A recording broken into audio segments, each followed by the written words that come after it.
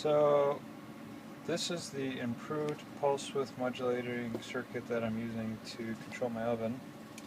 I don't. The oven will be plugged up here, which goes to a solid state switch that can do 120 volts. I have an oscillator here going into an inverter, and that's going into an emitter follower, which is driving a high-pass filter.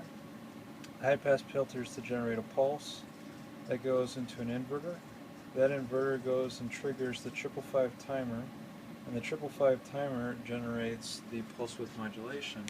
So right now the top is the clock and the bottom is my out. Oh, I should show that part. So the output of the 555 timer is then fed through one inverter, then fed through another inverter, but this right here is also a level shifter. So this is the inverter and that's the emitter follower, so this is a total inverter right here. Put a couple extra gates here to drive the load a little bit. The level shifter goes from, it has a 5 volt input and goes to 12 volts. I'm using a 12 volt supply and I'm doing the logic with 5 volts, so this is a voltage regulator with 5 volt output, and that's the bypass cap right next to it. So so the output wave on the top is my clock. The output wave on the bottom is my resulting pulse width, so I can go from nothing to about 10%, and I can keep increasing it. Oh, sorry, I got a wire in the way. I can keep increasing it all the way to about 90%, which is cool. So you see that right there?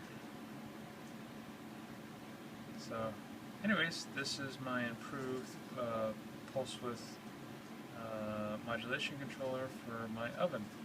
The other cool thing is the oscillator I use is actually 2 inverters. The circuit I used it's just this guy right here, and I put a pull-up resistor here to get the oscillator started.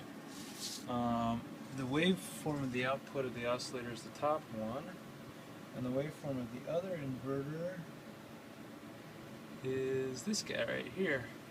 So, which is working. You'll notice that I don't, my PMOS and NMOS or the pull up and pull down is not equal strength on the devices I'm using, so I'm not getting 50% duty cycle, but that's okay because I'm looking for a pulse. So anyways, the output is fed into the low pass filter, which I was talking about earlier. This is not the result of the low pass. This is the result after the low pass is fed through an inverter. Sorry, let me zoom in. And the inverter basically generates so the pulse basically generated a 100 microsecond pull down trigger. So the 555 timer is triggered on a falling edge right here.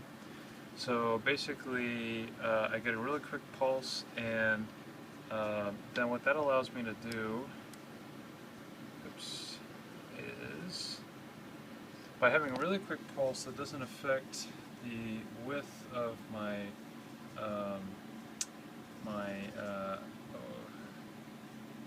modulated output. So if I had a pulse that was this wide, the minimum modulated output I could do is up to here.